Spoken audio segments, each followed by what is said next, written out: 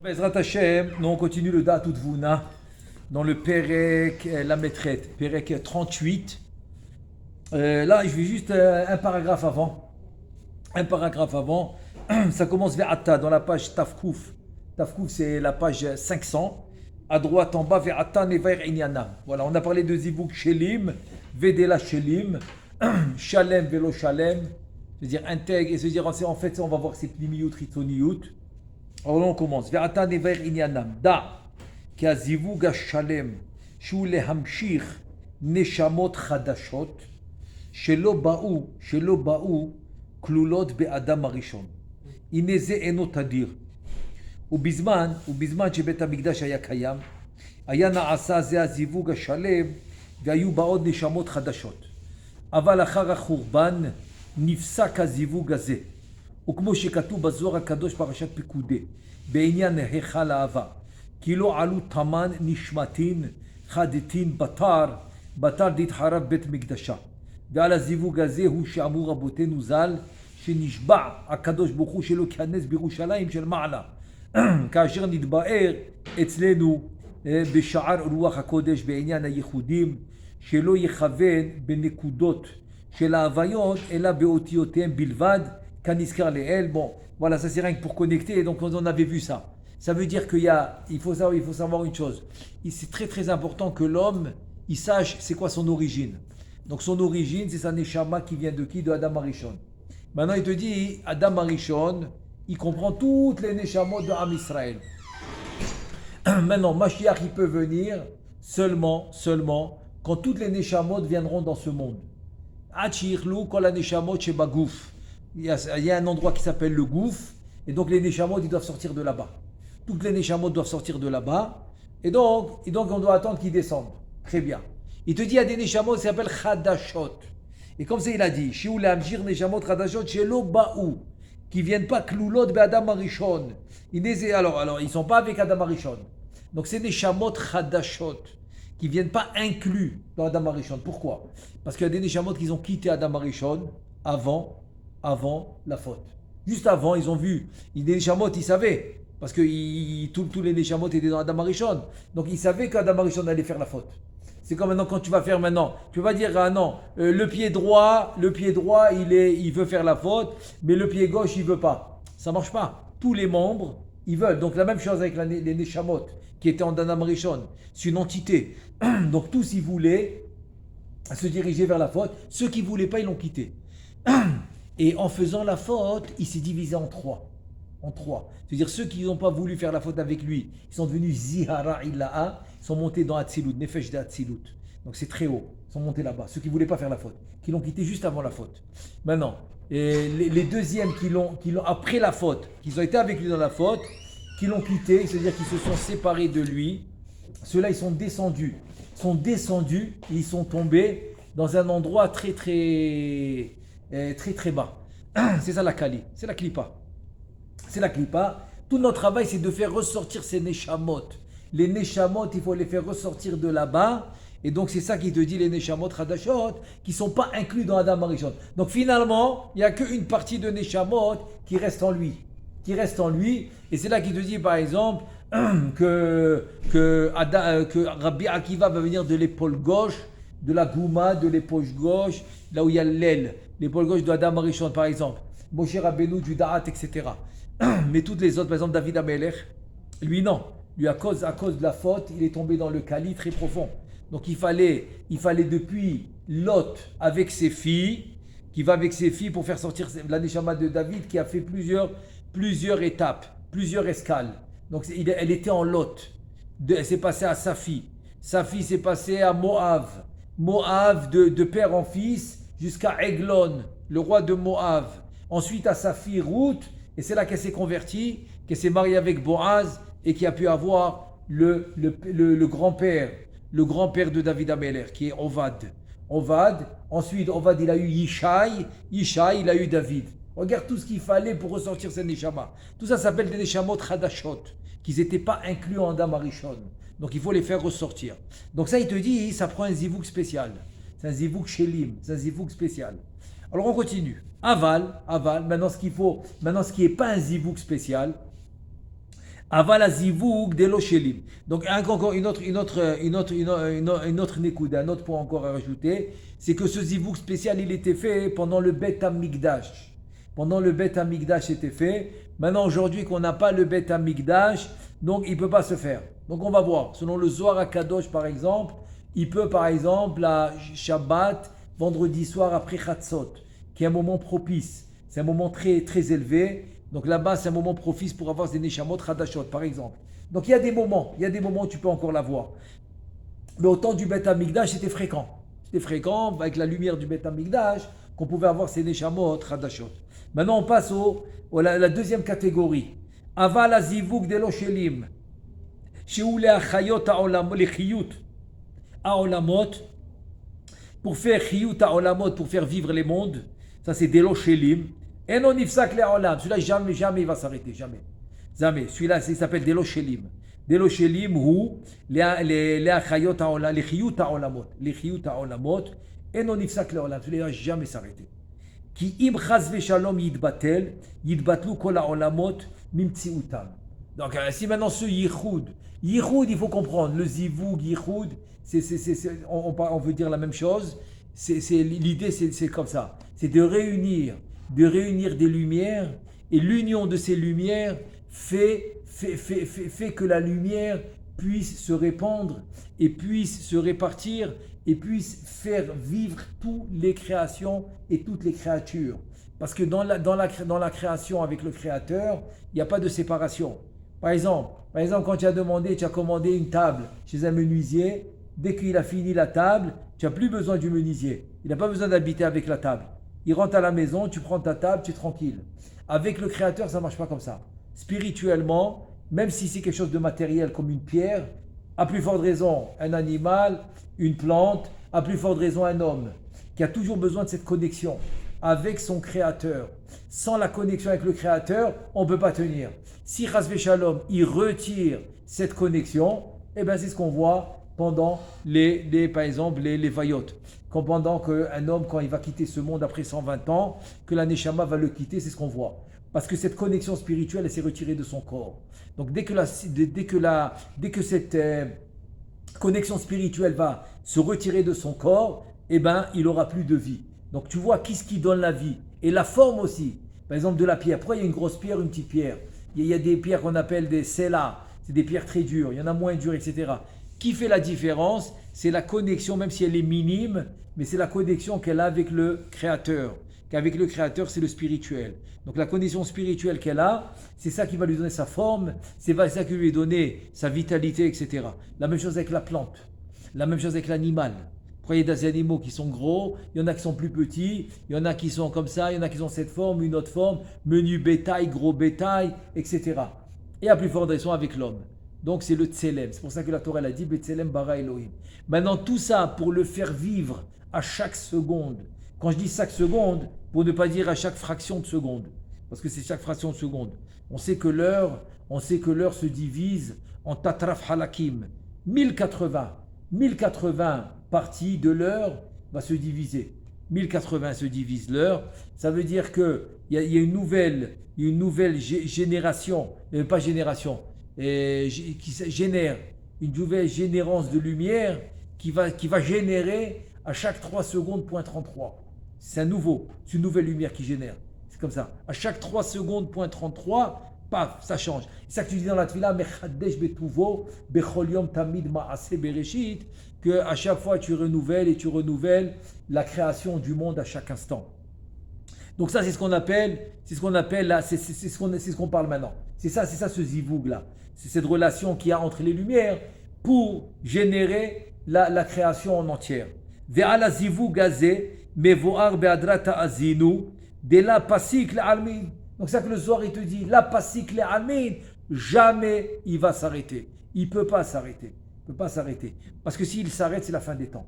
Il n'y a plus rien qui tient. C'est-à-dire, ce n'est pas une force spirituelle qu'il a mis au début de la création. Et c'est bon, c'est comme une batterie. J'ai rechargé une batterie.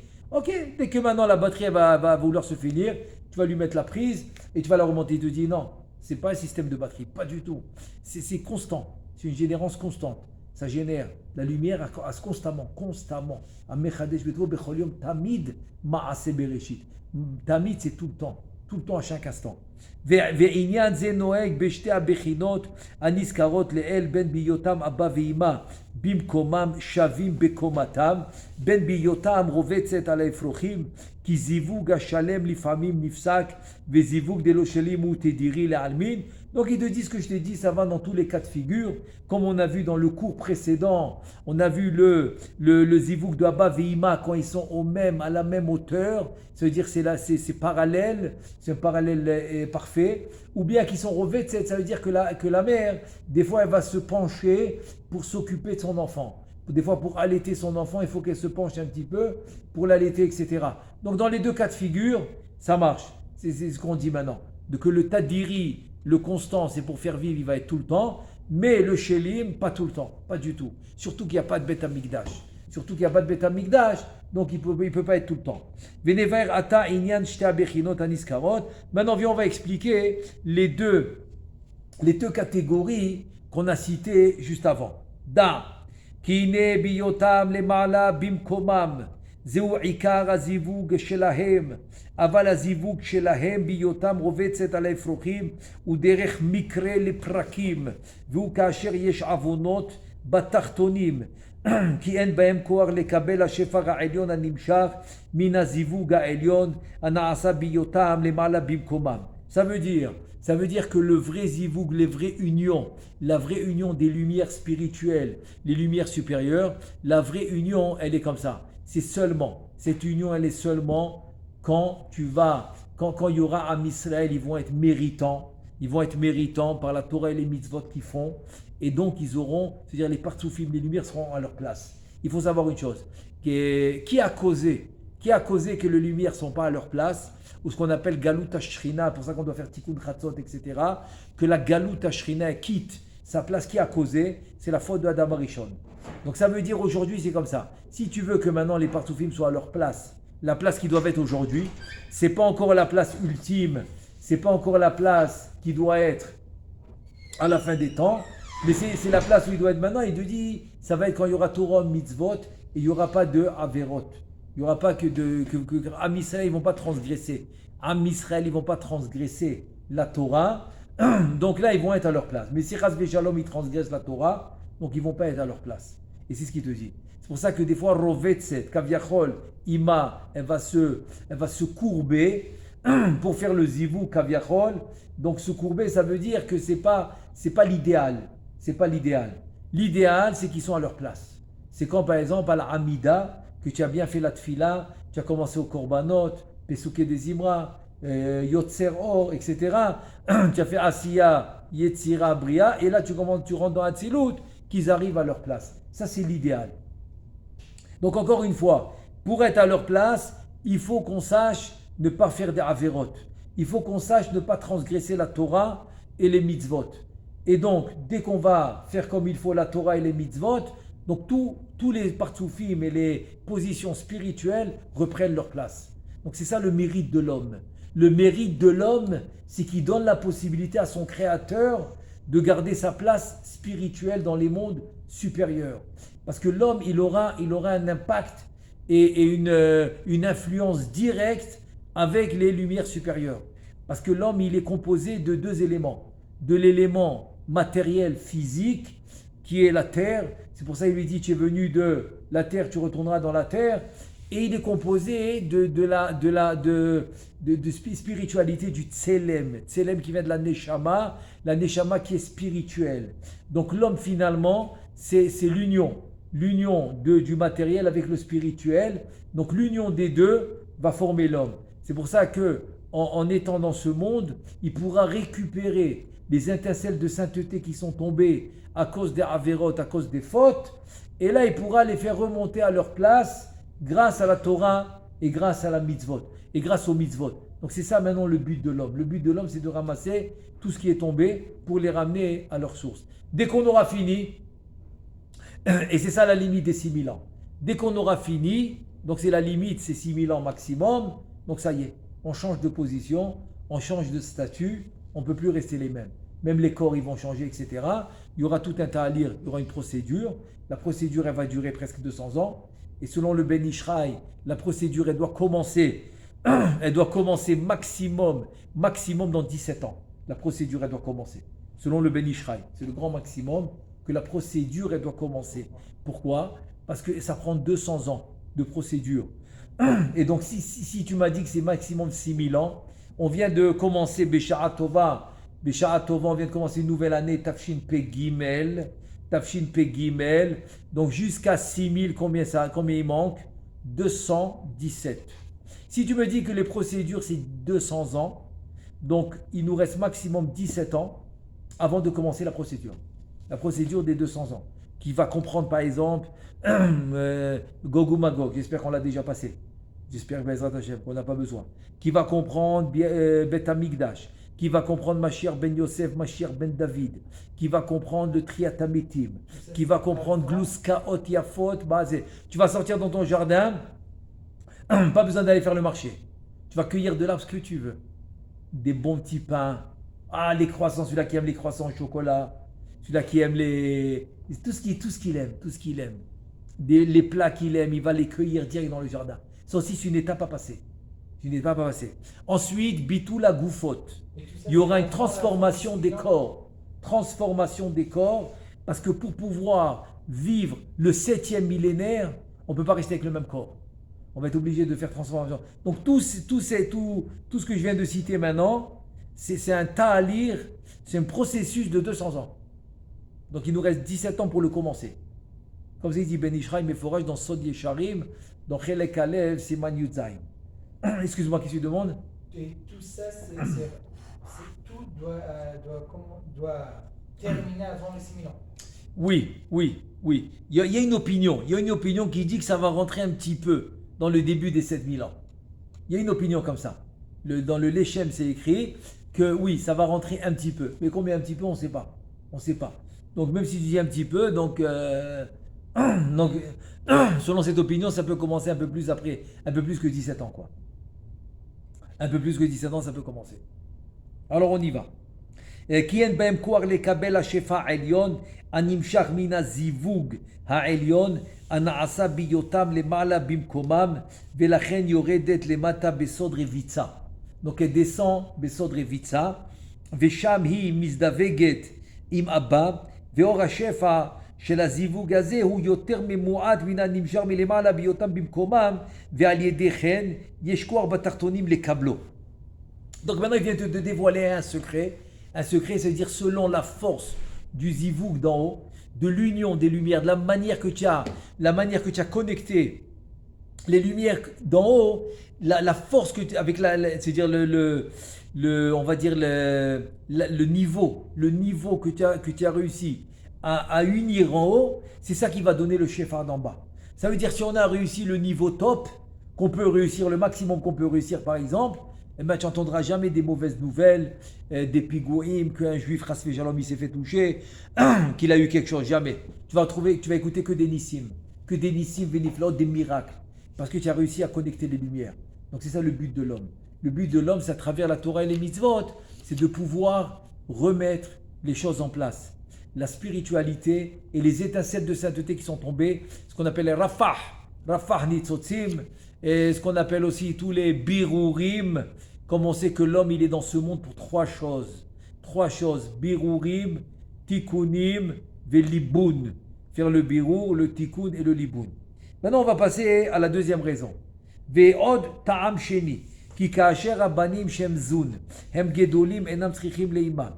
Ubi yotam ketanim chalushi akoach. אז הם צריכים לאמא, שתרביץ עליהם ותשמרם מן הקליפות, כדרך העוף הפורסת כנפיה על גוזליה, ורובצת עליהם לשומרם מן העופות הדורסים, ונמצא, כי זה הזיווג הנעשה בזמן הרביצה, הוא יותר חלוש ואינו נעשה אלא לפרקים, דרך מקרה כשיש פגם למטה, Chaz ve shalom. Maintenant, deuxième raison. Pourquoi tu as besoin que Ima, qui est la Bina, Kaviachol, elle va se pencher vers ses enfants. Qui est Kucha, Berichu, Shrinta, Kadot Bukwe, la Shrina, qui s'appelle Zun. Et donc pourquoi ils doivent se venger? Parce qu'eux ils sont petits, Kaviachol. Ils n'ont pas assez de force. On n'a pas fait assez de Torah ou de mitzvot. Chas v'shalom. Quand on n'a pas fait assez de Torah ou de mitzvot, chas v'shalom, Azun, Kaviachol, Kutia Bechush, Rinti, ils sont un peu petits. Et comme ils sont un peu petits, donc quand Kaviachol, elle doit comme se pencher pour les protéger. Comme l'oiseau qui va étendre ses ailes pour protéger ses oisillons. On sait que l'aigle, c'est celui-là qui vole le plus haut dans le ciel. Et il met les oisillons sur ses ailes, il les laisse ouverts. Comme ça, même si quelqu'un, même si un chasseur il veut tirer une flèche, il ne touchera pas les oisillons. Donc c'est une façon de protéger les oisillons, c'est les ailes de l'oiseau, c'est l'image. C'est l'image qui nous donne que la mère, elle vient nous protéger. Donc c'est vrai qu'elle nous protège. C'est vrai que c'est un zivoug, etc. Mais ce n'est pas le top. C'est pas le top. C'est un siman, c'est un signe que Zoun, ils ne sont pas assez grands, qu'il n'y a pas assez de Torah en mitzvot. Parce que s'il y avait assez de Torah en mitzvot, donc ils n'auraient pas eu besoin de ça. Ils n'auraient pas eu besoin de cette protection de Ima. Ils seraient eux-mêmes grands. Ça s'appelle Zuna Gedolim, comme Shabbat, comme les fêtes, etc. Donc ils seraient déjà eux-mêmes grands. C'est comme maintenant, par exemple, tu me dis que les parents, à l'âge de 80 ans, ils ont encore besoin de protéger leurs enfants. Ah, c'est pas la situation idéale. Ils vont le faire les parents parce qu'ils aiment leurs enfants. Donc ils vont faire le maximum, même s'ils ont 80 ans, ils vont protéger leurs enfants. Mais tout le monde est d'accord que c'est pas la situation idéale. La situation idéale, c'est quoi? C'est que l'enfant, à un certain moment, il arrive à voler de ses propres ailes et que c'est lui qui va aider ses parents. Et pas que ses parents à 80 ans, ils vont être obligés de le supporter et obligés de l'aider et obligés de le protéger. Même s'ils vont le faire les parents avec simra, avec joie parce qu'ils l'aiment, mais c'est pas l'idéal. Donc c'est un peu l'image. C'est un peu l'image que Ima doit venir protéger Zoun, alors que nous, en faisant la Torah et les mitzvot, on peut leur donner leur statut de grands qui peuvent eux-mêmes, kaviachol, eux-mêmes faire l'union parfaite dans les mondes supérieurs, qui est dans Olam HaAtzilut. Yesh od shinui vechiluk acher ben shte הבחינות הנזכרות לעיל והוא כי בהיותם למעלה במקומם אז יש לאבא ואמא בבחינת התפשטות הנפהון לשער ריבו עלמין כדוגמת מה שכתוב בהדרת נשוא דעתיקה קדישה שהוא אריך אנפין התפשטו אנפוי לשער ריבו עלמין ועניין זה הוא בשתי הזיווגים בזיווג השלים ודלו שלים אבל בבחינה שנית שהיא בחינת רביצת אדם למטה על האפרוחים אז בכל הזיווגים שלים ודלו שלים אין לאמא באנפאה רק התפשטות כאן ריבו עלמין ça veut dire 150 fois 10 000 Gibo Almi au lieu de 370 fois 10 000. Alors faites le compte. Quand vous avez 370 fois 10 000, je ne sais pas si c'est 3 millions ou 37 millions, vérifie 2 secondes. 3 700 000. Alors que là c'est 150 fois 10 000, ça fait combien? 1 500 000 150 fois 10 000. 1 500 000. Ça veut dire on est passé de 3 700 à 1 500 000. Bien sûr, alors on va expliquer tout de suite. Kedimion Zairan Pin, Shenlo Be'anpoi, Rakan Ribo Almin, Kaniska Be'adrat Naso, Avalaba Yeshlo Sha'ar Ribo Almin, Ke'arichan Pin. Ça maintenant, il va t'expliquer encore une autre différence entre le Zivouk Shelim de Abba Vima quand ils sont à la même hauteur, à la même taille, alors que quand Ima Kaviachol, elle doit se courber pour aller protéger Zoun, Kucha Berichou, Shrinte. C'est quoi la différence? C'est une différence énorme. Maintenant, c'est quoi les Sha'a Ribbo Almin et c'est quoi les Kan Ribbo Almin? Il te dit, c'est ce que Harir, qui est le Keter de Hatzilut, va transmettre à Abba Vima. Quand le Zivoug, il est Shelim, alors il faut savoir que ce qu'on dit aujourd'hui, là, on est à Sereti Metuva, ce qu'on a dit depuis tout le Chodesh Elul, Hashem, El, Rachum, Vechanun, Erech Apayim, Veraf Chesed, Ve'emet, on a 13 attributs. 13 attributs, El Rachum, Vechanoun, etc. Que Moshe Rabbeinu, il a dit, quand ils ont fait Chet à Egel, quand ils ont fauté le veau d'or, il a dit les 13 attributs. Et Akadosh Baruch Hu, il a pardonné grâce aux 13 attributs. C'est pour ça que la Gemara, elle dit que, dans le Midrash aussi, c'est rapporté, que Akadosh Baruch Hu, il dit à Israël, Imru, Asu, Kaseder, Azeh, Vani Mochel Lachem. Faites comme ce Seder de El Rachum, Vechanoun, et je vais vous pardonner. Donc, les 13 attributs, il faut savoir qu'il y a deux d'entre eux qui s'appellent les mazalot. Ça veut dire qu'on ne parle pas des mazalot des 12 mois. On a les 12 mazalot des 12 mois, là-bas c'est très bas, c'est un bas niveau. On parle de Asiya, c'est dans le monde de Asiya.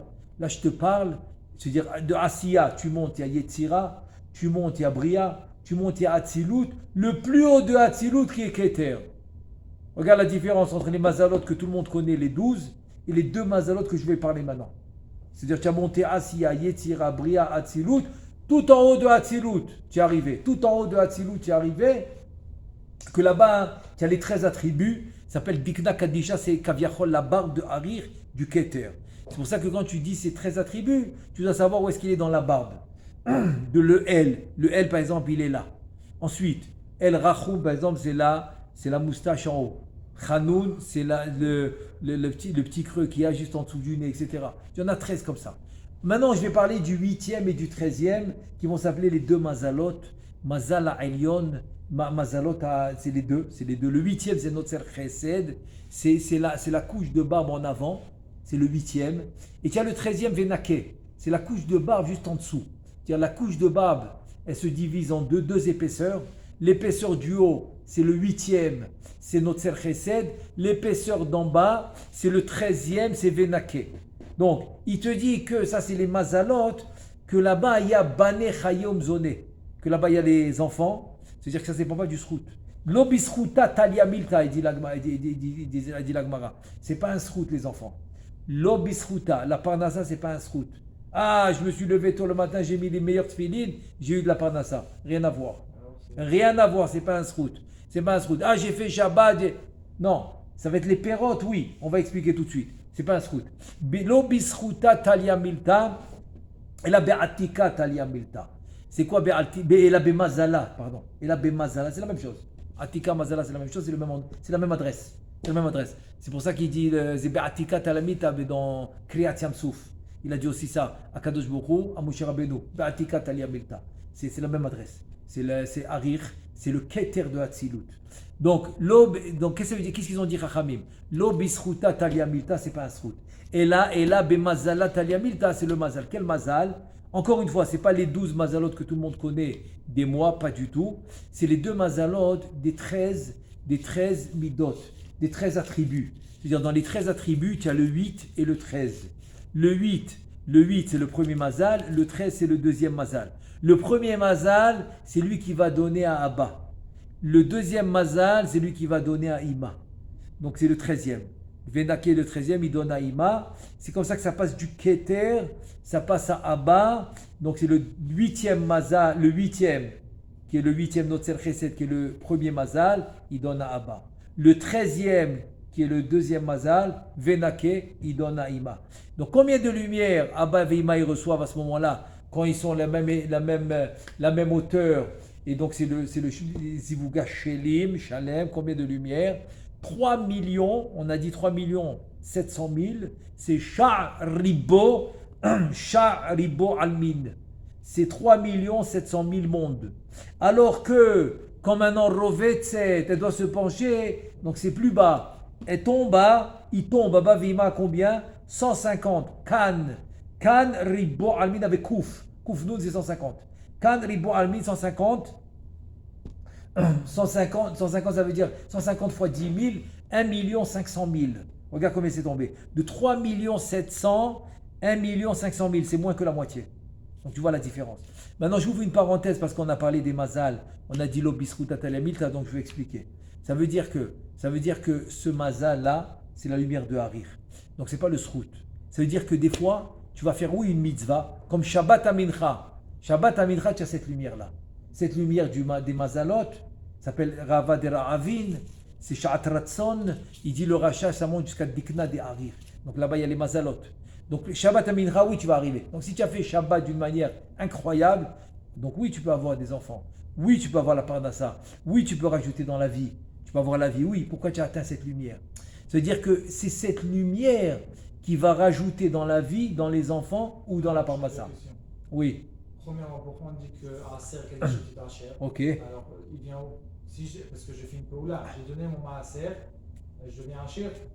Alors, C'est bon, j'ai compris la question. Laisse quoi la deuxième? La deuxième question, Oui. c'est par rapport aux enfants. Alors, si les enfants c'est un mazal et Oui. pas une Paoula, alors pourquoi, si maintenant, il y a un couple qui n'a pas d'enfant, après 10 ans, ils doivent divorcer, si c'est un mazal, alors c'est un couple qui n'a pas d'enfant. Pourquoi il faut divorcer? Non, ok, j'ai compris la deuxième question. Ok, viens, on commence par la première. Très bonne question. Donc, la première question, encore une fois, tu m'as dit, c'est que si tu m'as dit que le. Voilà, Chazak ou Baruch, voilà, il me manque le mot. Aser qui est déjà terre, Chazak ou Baruch, pourquoi tu dois faire le Maaser? Or, la réponse, tu vas la trouver dans le Midrash, donc Kriyat Yamsouf. Quel rapport? Quel rapport Kriyat Yamsouf? Quel rapport? La réponse est là-bas. Pourquoi?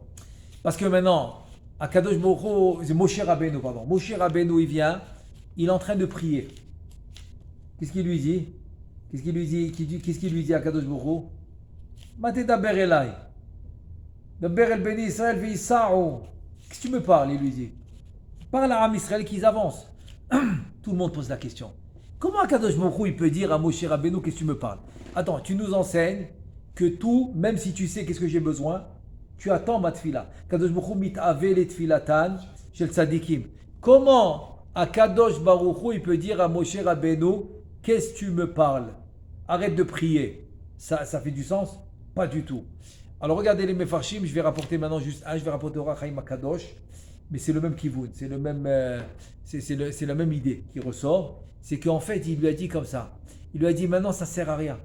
Il lui a dit, il ramène le Zohar, que Akadosh Baruch Hu lui a dit, Ilo bisruta talia milta, be'atika talia milta. Il lui a dit, ça dépend de Harir. De Harir, ça dépend. Donc, qu'est-ce qu'il faut faire? C'est pas la tfila qui t'amène à Harir. La tfila, kol vedibur, c'est zun de atzilut. Kucha berichu shrinte. Sakadosh Baruch Hu ve'ashrina. Il lui dit non, tu as besoin d'une lumière plus haute. Quelle lumière j'ai besoin? J'ai besoin de la lumière de Atika Kadisha, c'est Harir. Harir de Atzilut. Donc là-bas, il y a les deux mazalot que j'ai parlé maintenant. Donc tu as besoin de cette lumière. Alors comment je fais pour cette lumière? Tu as besoin de Messirut Nefesh. Donc vient un Nachshon ben Aminadav, il saute dans la mer, il fait Messirut Nefesh. Voilà. Alors tu me dis, mais quel rapport? Moi je te dis, Aser Kedeshitit Asher. Quel rapport? Le rapport c'est le suivant. C'est la seule mitzvah où vient un Kadosh Baruch Hu, il te dit Bechanunina Bazot. Vous pouvez me tester. Est-ce que je peux tester à Kadosh Baruch Hu avec les tefilin?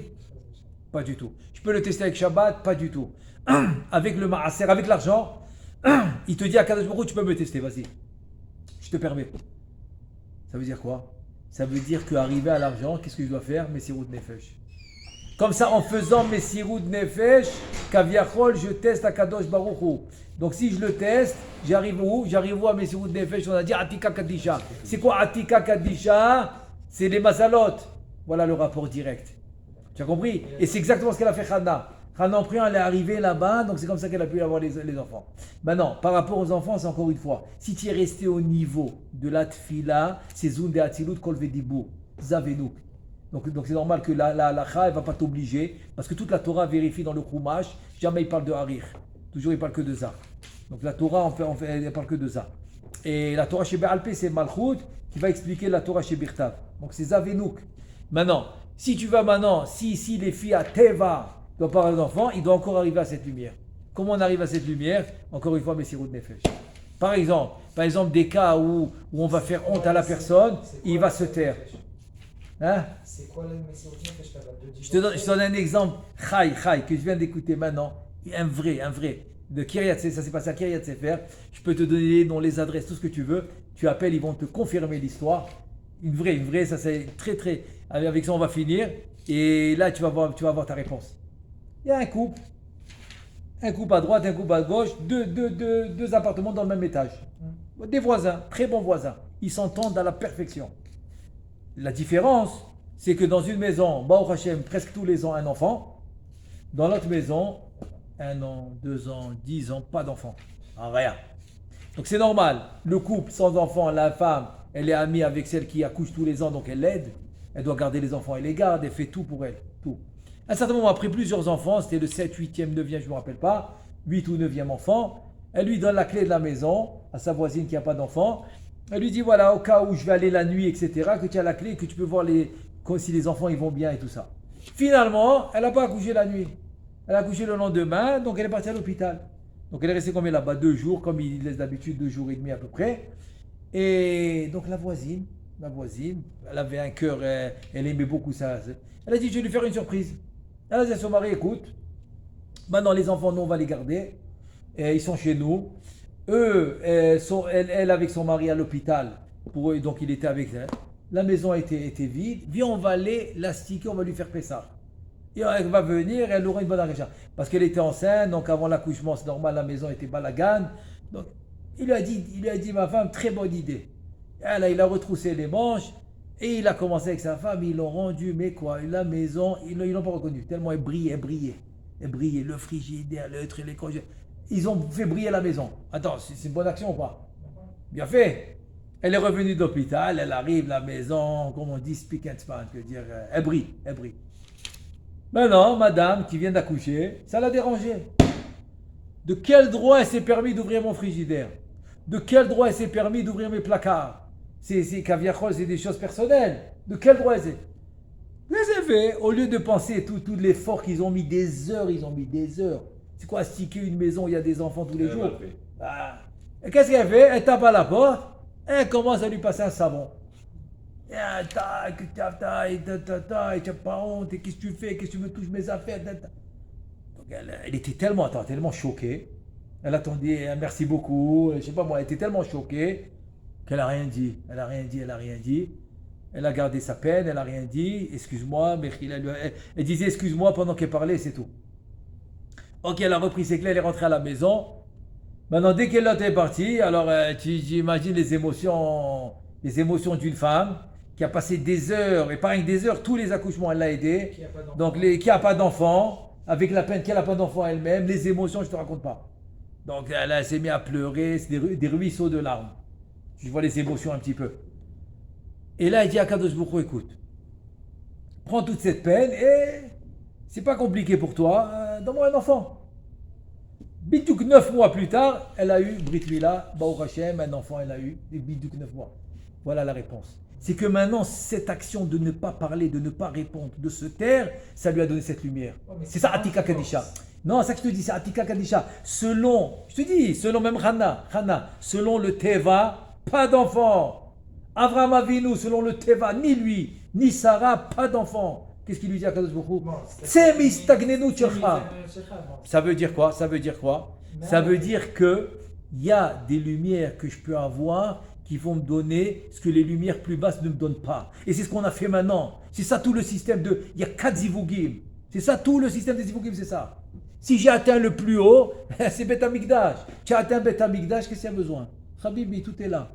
Qu'est-ce qui peut te manquer? Maman Tatsarif. Tu as compris ou pas? Voilà la réponse. טוב, בעזרת השם. אז בוא, חזק וברוך. ברוך ה' לעולם, אמן ואמן.